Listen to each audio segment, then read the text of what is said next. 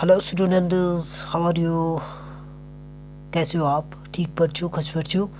तो बात करेंगे आज हम लास्ट लेक्चर की, जो कि हमको डाइजेशन एंड एब्जॉर्प्शन का लेक्चर है। ठीक है स्टूडेंट्स, तो आज हम वही लेक्चर स्टार्ट करेंगे। ठीक है, तो जो हमारा पिछला लेक्चर था, तो उस टाइम हम क्या पढ़ रहे थे? उस टाइम हम यहाँ तक पढ़ा। कहाँ तक पढ़ा हमने? यहाँ तक। बिल्कुल मैं आपको रिवाइज करूँगा। ठीक है, यहाँ तक पढ़ा ना?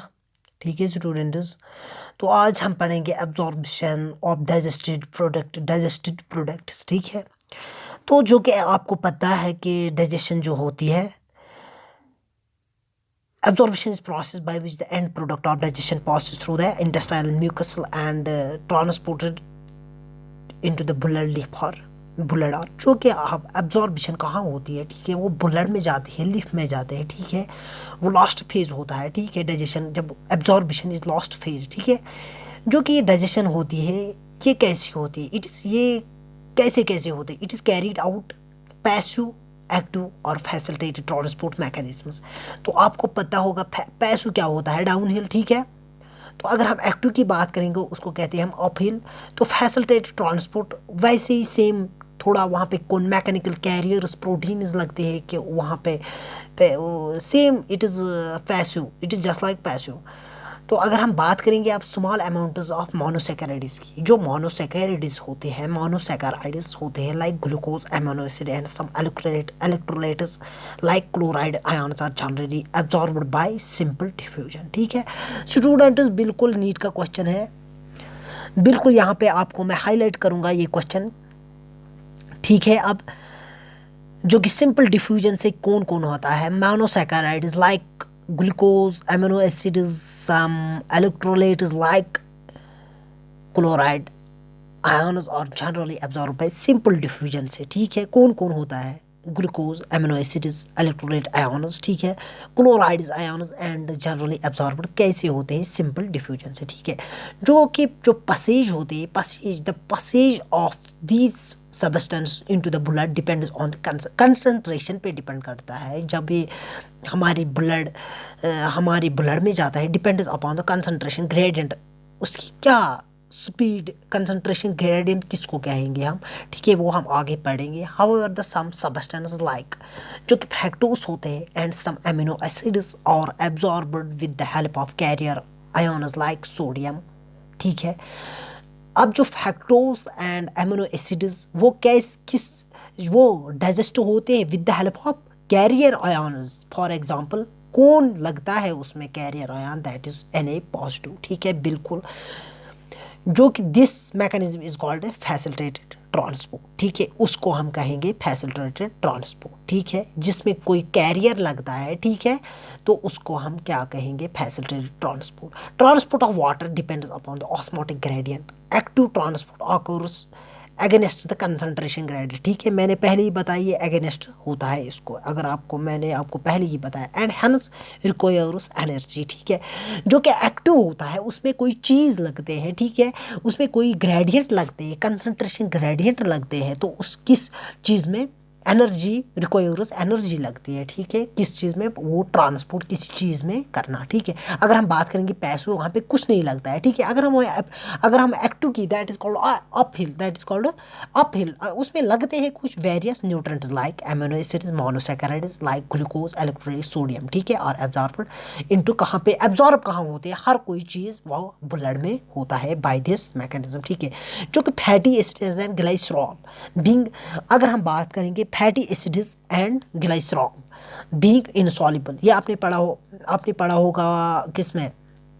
Biomolecules in chemistry. ठीक है, वहाँ पे आपने पढ़ा fatty acids and glycerol are insoluble. ठीक है, can not be absorbed into the blood, ये हमारे ब्लड में एब्जॉर्ब नहीं होते because it is a insoluble. आपने पढ़ा होगा कि insoluble vitamin, fat soluble vitamin. ठीक है, सॉल्युबल विटामिन तो आपने पढ़ा होगा। They are first incorporated into the small droplets called micelles. पहले ये क्या होता है, एक जब हम बताएंगे इसको, ये पहले स्मॉल ड्रॉपलेट्स में तकसीम होते हैं, that is called micelles, which move into the intestinal mucus. फिर कहाँ हो जाते हैं? Intestinal mucus. They are reformed into very small proteins फिर वो रिफॉर्म्ड किस में बन जाता है, रिफॉर्म और अगेन होता है किस में, एक स्मॉल प्रोटीन में coated fat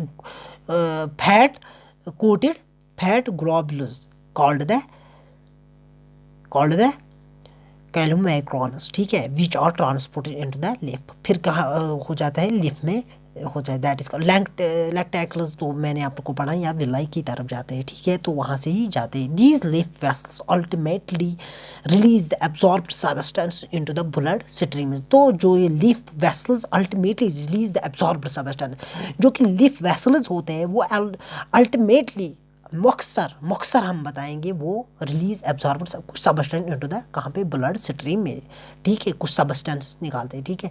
एब्जॉर्बिशन of substance takes place different parts of alimentary canal, जो कि अगर हम बात करें एब्जॉर्बिशन वो डिफरेंट जगहों में होती है हमको, जैसे कि स्मॉल इंटेस्टाइन में, लार्ज इंटेस्टाइन में, ठीक है। तो आपको पता है स्मॉल इंटेस्टाइन में ज़्यादा डाइजेशन होती है, लार्ज इंटेस्टाइन में कम होती है। लाइक माउथ में भी, स्टमक में भी, स्मॉल इंटेस्टाइन, लार्ज इंटेस्टाइन मैंने बताया। However the maximum absorption occurs in small intestine, तो जो कि सबसे ज़्यादा एब्जॉर्प्शन कहाँ होती है, हमारे इंटेस्टाइन में, वो भी स्मॉल इंटेस्टाइन में, ठीक है। ये आप खुद यहाँ पे पढ़ सकते हो, ठीक है, मैं बिल्कुल यहाँ पे वेट करूँगा को क्या क्या होता है यहाँ पे, ठीक है। लार्ज इंटेस्टाइन में क्या होता है, absorption water some minerals and drugs takes place, ठीक है। अगर हम स्मॉल इंटेस्टाइन की बात करेंगे, organ absorption of nutrients, digestion completed here, final product digestion size glucose, fructose, fatty acids, glycerol, amino acids are absorb, ठीक है, वहाँ पे भी एब्जॉर्ब होते हैं, ठीक है। तो अगर हम माउथ की बात करें, certain drugs coming in contact with mucus end of mouth, lower side of the tongue, ठीक है, जो कि सबल्यूंगल, सबमेंडिबुलर, ठीक है, वो आपने पढ़ा होगा, ठीक है, absorb into the blood capillaries. तो बात करेंगे the absorber substance finally reach the tissue which utilize them for the activities. तो फाइनली जो हमारा डाइजेस्टिव, जो हमने खाया, जो हमने पिया, तो वो फाइनली हमारे इंटेस्टाइन में जाते हैं। तो फिर देन कहाँ पे एक टिश्यू, फिर कहाँ जाते हैं, टिश्यू विच किसको लगता है, एक्टिविटीज जो कि हम करते हैं, this is called the assimilation, that is called assimilation, this process called the absorbed substance finally reaches the tissue which is utilize them for their activities, this process is called assimilation, ठीक है। The digestive waste, जो digestive waste होते हैं, solidified into the current phases into the rectum, initiate the neural reflex causing the urge desire to removal।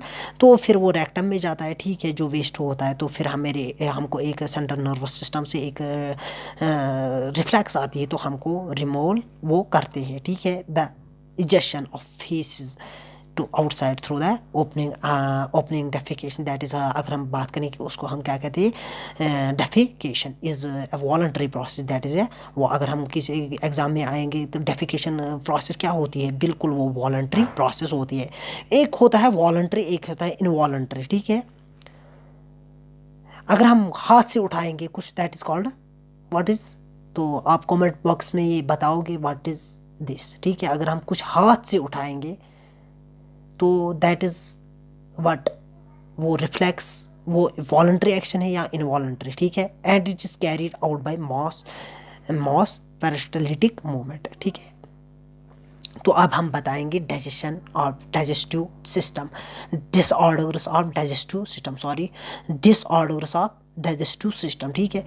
जो कि आपको पता है, जॉन्डिस होते हैं, the liver is affected, skin and eyes turn yellow due to the deposit of bile pigments, ठीक है, jaundice उसको कहते हैं। अगर हम वॉमिटिंग बात करेंगे तो it is ejection of stomach contents through the mouth, ठीक है।